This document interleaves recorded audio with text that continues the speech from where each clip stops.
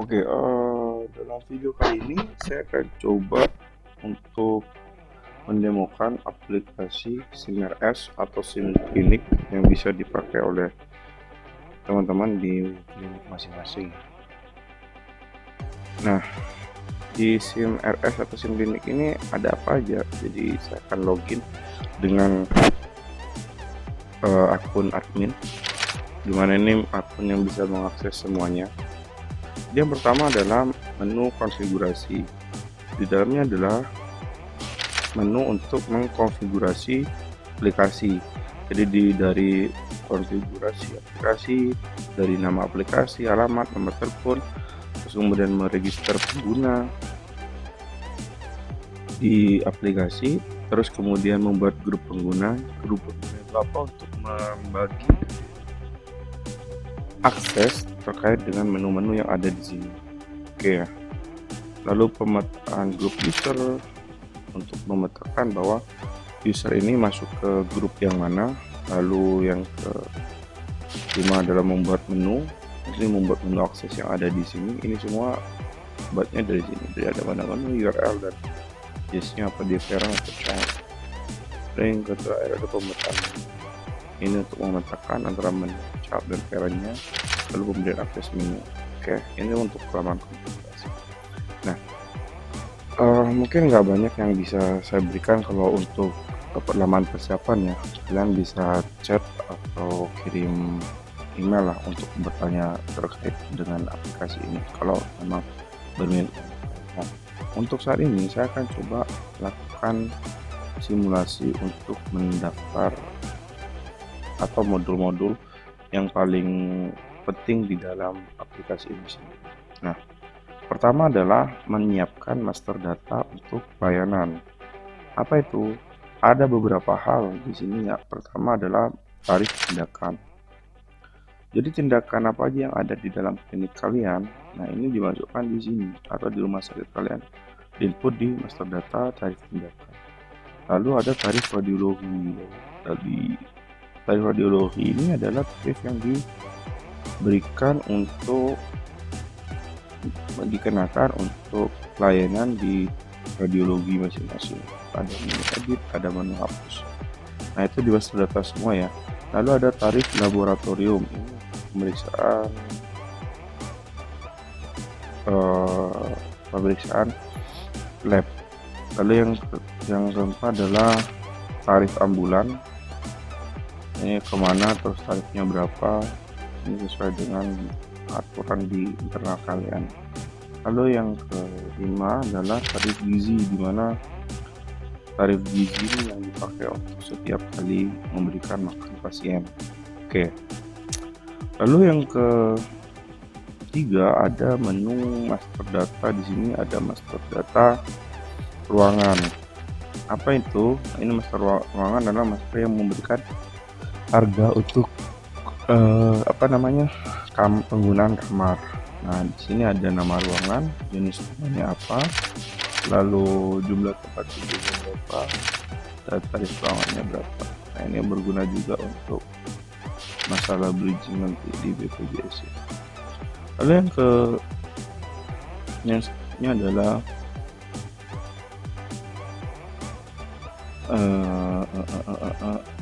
masuk aja SDM.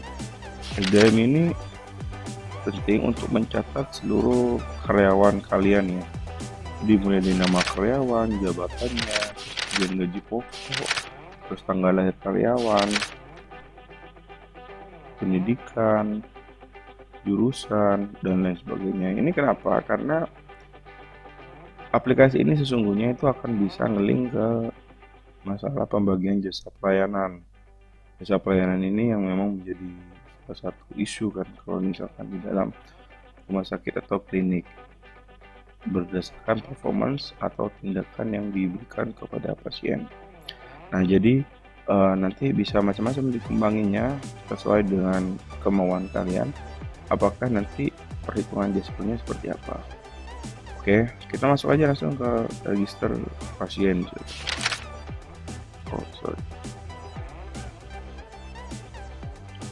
Oke, kita masuk. Sorry tadi ada gangguan sedikit. Kita masuk ke register pasien ya. Nah, register pasien ini kita menginputkan nama, nomor RM, misalkan oke, nomor identitas juga ada, misalkan nomor identitasnya 3527 misalkan. Lalu sapaannya pasien ini apa, tuan, nyonya atau anak. Kemudian selanjutnya nama pasien misalkan sudah misalkan. Kalau tanggal lahirnya diisi tanggal 12/07/1920 laki-laki. Terus kemudian agama Islam, pendidikan misalkan di SD, nomor BPJS jika ada, kalau nggak ada diisi 0 aja. Ini pasien lama atau baru, sudah baru kondisi ini. Terus kemudian dia umum, terus kemudian alamat itu kita taruh alamat di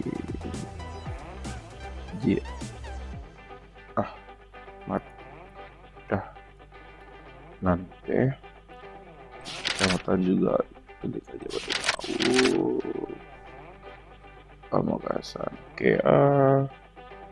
Pasien datang sendiri, nomor HP-nya isi semua aja. Lalu pengirim pasien jika ada pengirim, terus tujuannya dia mau kemana, dia misalkan tujuannya ke poli bedah, ke dokternya A misalkan.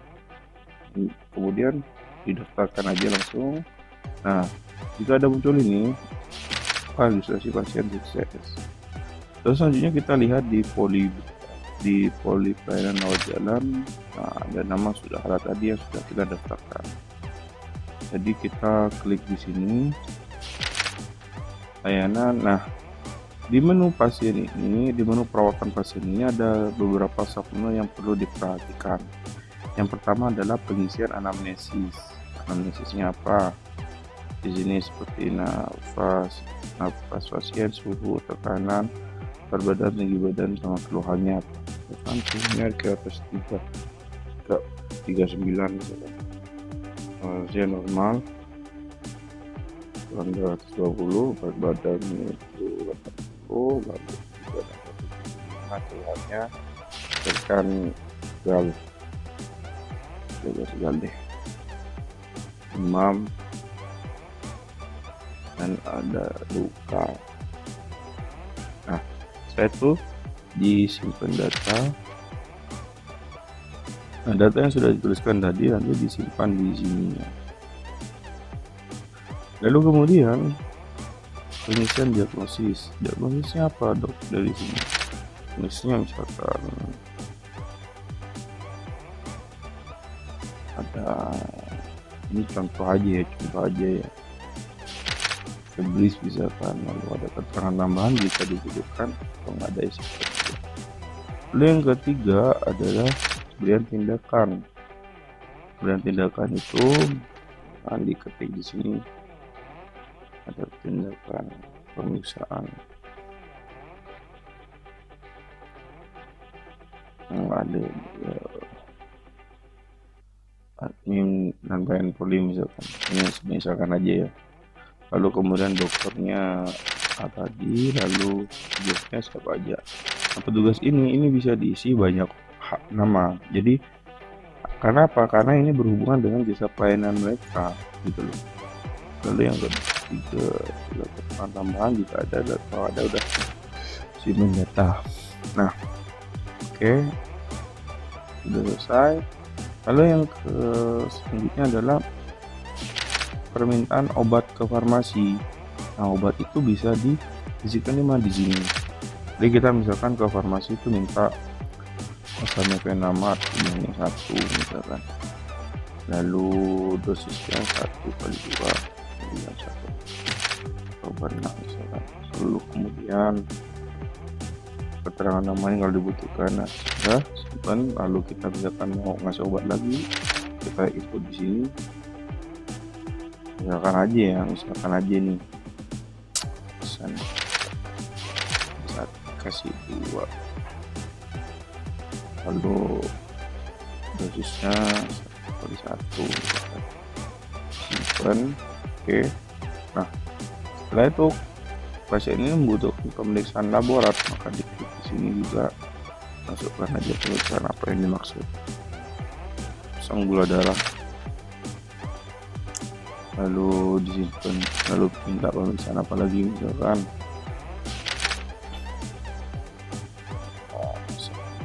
kolesterol misalkan. Ya udah ke sini. Dan begitu juga kalau nanti ada pelayanan di radiologi maupun bulan. Nah, setelah itu pasien ini bisa langsung kita lihat kira-kira di resume pasien ini apa. Nah, di resume pasien itu, di resume pasien ini ada resume yang tadi sudah kita isikan. Dari mulai anamnesis, diagnosis, tindakan, terus kemudian lab, obat. Nah, ini akan muncul nanti di bawahnya adalah total biaya 53.318. Dan ini akan jadi tagihan kepada pasien juga gitu loh. Jadi resume pasien ini bisa jadi tagihan. Nah, lalu yang paling atas ini ada riwayat pemeriksaan. Nah, resume pasien itu apa? Resume pasien itu adalah untuk melihat apakah pasien itu sebelumnya sudah pernah ke sini atau enggak. Nah, ini akan jadi history bagi pasien itu untuk bisa melihat. Jadi kayak semacam rekam medik elektronik lah, kasarannya gitu. Lalu setelah itu pasien itu juga untuk di resume ini dia bisa dicetak untuk sebagai nota rincian kepada si pasien ketika selama dia diperiksa ya di sini. Kira-kira gitu. Oke. Nah, selanjutnya adalah pelayanan di penunjang. Pelayanan penunjang tadi kita kan sudah kirim pasien nih, si Sudahra tadi. Dia di Polibedah, dia minta kita lihat pelayanannya. Oh, dia minta 2 pengecekan. Pertama adalah gula darah. Gula darah kita isikan misalkan hasilnya 200 mg. Terus petugasnya siapa aja. Nah, ini petugas ini adalah untuk memasukkan siapa saja yang mengisi form di lab itu. Jadi siapa yang melakukan, siapa yang ini. Jadi perhitungan untuk jas per lab itu berasal dari sini. Oke, simpan data.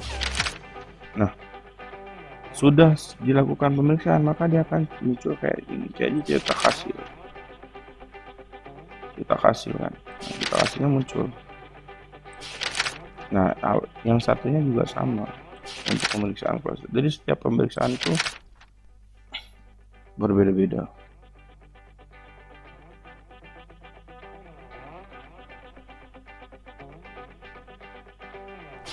Tujuan siapa di sini. Oke. Nah, jadi dua-duanya sudah diperiksa. Lalu kita lihat nih di pelayanan penunjang di lab, dia sudah nggak ada pasien lagi, dia nggak ada pemeriksaan yang diminta untuk siapa pasien. Oke. Selanjutnya adalah ke pelayanan farmasi. Oh, ini di pelayanan farmasi. Kita diklik. Nah, ini ada 2 bagian. Jika ada pergantian obat. Nah, ini adalah jika nanti obat-obat yang diminta. Nah, obat-obat yang diminta ini adalah obat ini. Tetap permintaan ke farmasi. Nah, di farmasi itu dia minta Amoxan dan Altram asam mefenamiat. Nah, jika di 2 obat ini itu salah satunya tidak ada, maka farmasi bisa mengganti obat-obatan yang lain. Nah, bagaimana caranya? Misalkan di Amoxan ini kosong, konfirmasi dulu bagian apotek atau farmasi ke dokter pemindahnya. Jika setuju, maka ini dihapus saja. Lalu diganti dengan nama obat yang memang dituju, misalkan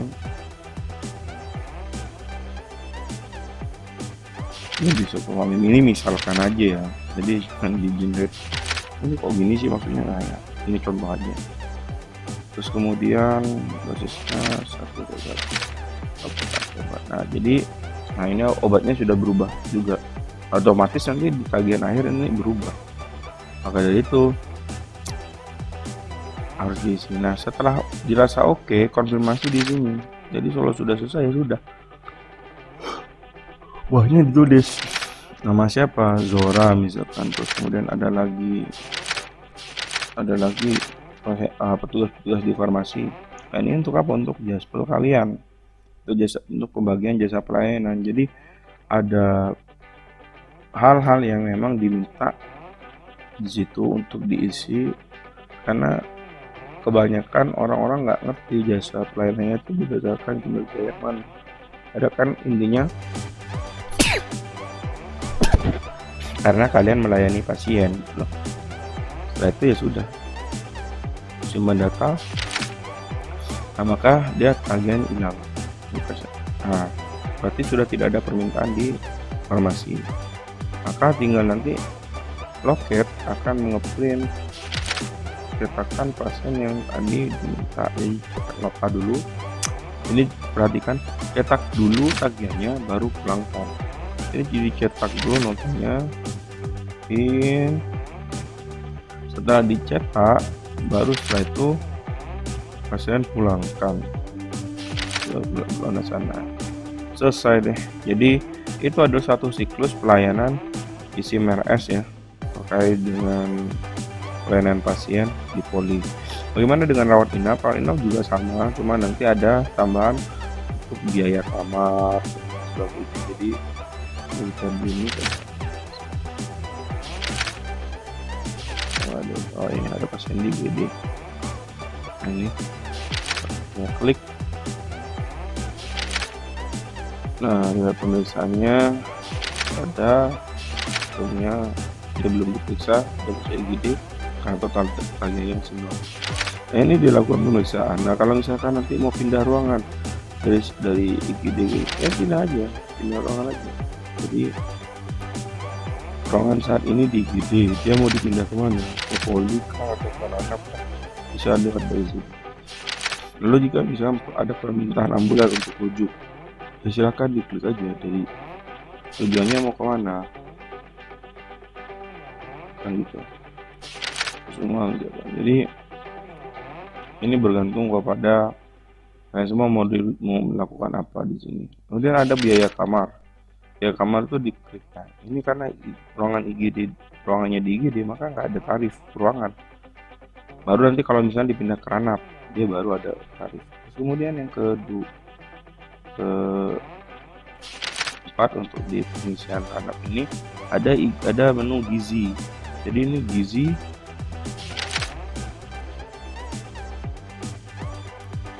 Nah diet sal 15.000 per persen. Nah ini diisikan juga siapa dokternya dan sebagainya.